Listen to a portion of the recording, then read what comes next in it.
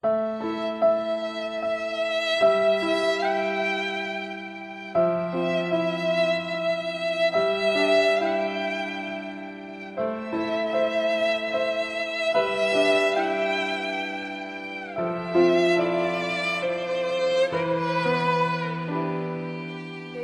étapes pour ce qu'ont vécu les orphelins en Syrie. Dans un premier temps, il y avait d'abord les pères, les hommes en général, qui avaient les adolescents, puis les pères, les grands-pères, qui sortaient en manifestation, donc par dizaines, puis par centaines. Et ces manifestations ont eu des réponses très sanglantes de la part des régimes et des répressions avec des tirs à balles réelles sur la foule. Donc c'était ça qui a donné les premières morts en fait, et qui a créé les premiers orphelins qui à l'époque vivaient encore chez eux dans leur maison. Dans un second temps, il y a eu les forces de l'ordre qui rentraient dans les maisons des gens qui manifestaient et qui prenaient tous les hommes qu'ils trouvaient et qui les exécutaient, ce qui a fait en fait encore plus d'orphelins. La seconde étape, ça a été les bombardements des villes de Syrie. Et suite à chaque fois qu'il y avait des bombardements massifs, donc d'abord avec des missiles, des obus, puis ensuite même de l'aviation militaire, donc avec des MiG ou des barils de TNT, on a vu la population de ces villes quitter ces maisons et s'enfuir, s'entasser n'importe où, dans des sous-sols, dans des greniers, par vingtaines, voire par centaines. Et c'est là maintenant que sont les orphelins, avec des membres de la famille qui leur restent, qui sont en général des femmes, puisque les pères, les frères sont morts. Et ils restent simplement, ils essayent de survivre avec très peu de moyens. En général, il ne reste plus de père, il ne reste plus d'oncle, donc ça va être la mère qui s'en occupe et ils cherchent des proches. Donc que ce soit le grand-père ou même la belle-famille ou n'importe quelle personne qui pourrait les abriter et leur fournir un toit.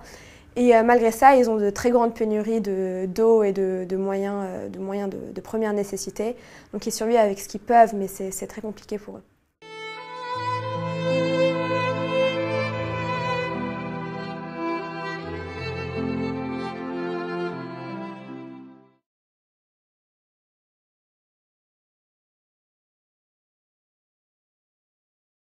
Jusque-là, il y a près de 170 familles qui sont parrainées. Ce sont en général des familles nombreuses avec une moyenne de 3 ou 4 enfants et le nombre peut facilement monter à 7 ou 8 enfants par famille. Ces familles-là sont réparties dans plus de 10 villes à l'intérieur de la Syrie, à l'intérieur même du pays.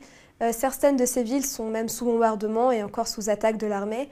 Ce sont des familles qui ont vraiment besoin de cette aide pour pouvoir survivre. Nous avons également reçu le soutien du Conseil général du Pays de la Loire qui a versé au tout début du projet de parrainage la somme de 10 000 € qui est donc parrain de 10 familles d'orphelins pendant 6 mois.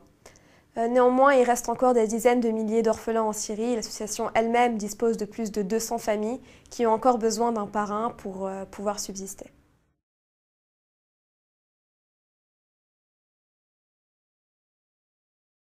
Le parrainage d'orphelins qu'on propose, c'est simplement d'abord de donner une somme d'argent mensuelle donc qui est versée à une famille fixe, c'est-à-dire que chaque parrain a un dossier d'un seul orphelin ou d'une seule famille et verse une somme qui peut varier selon ce que préfère le parrain à chaque mois. Donc chaque début de mois ou chaque fin de mois, cette famille va recevoir une somme fixe. Il faut savoir que environ 1 € représente environ 100 livres syriennes, mais que tout de même les prix ont beaucoup monté pendant la révolution syrienne. C'est-à-dire qu'à titre d'exemple, une bouteille de gaz qui est nécessaire pour chauffer, faire la cuisine, coûte environ 20 à 25 €. 1 à 2 € peut donner du pain qui nourrit une famille pendant une journée. Mais donc avec cette somme mensuelle, en fait, n'est pas suffisante à couvrir tous les besoins de la famille. C'est le strict minimum pour qu'ils puissent simplement survivre. Et on donne une somme très petite parce qu'il y a un très grand nombre de familles qui a besoin d'aide encore.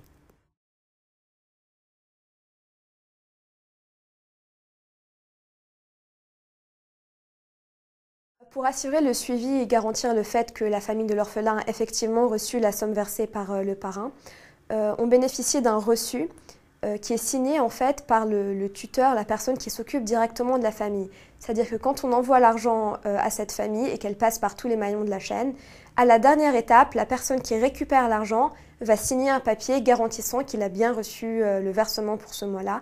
Et ce reçu-là est reçu par l'association et peut être montré au parrain s'il le désire.